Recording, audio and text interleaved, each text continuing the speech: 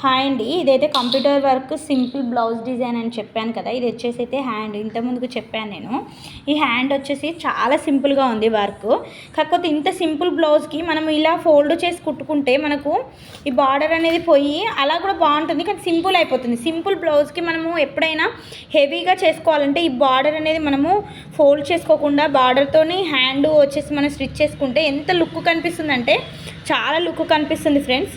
ఇలా ఇట్లా ఈ ఫినిషింగ్ అనేది వస్తుంది బ్లౌజ్కి, చాలా అందంగా ఉంటుంది. ఇదైతే గోల్డ్ అండ్ గ్రీన్ కలర్ థ్రెడ్తో విత్ స్టోన్స్తో ఉంది. ఇది సింపుల్ డిజైన్.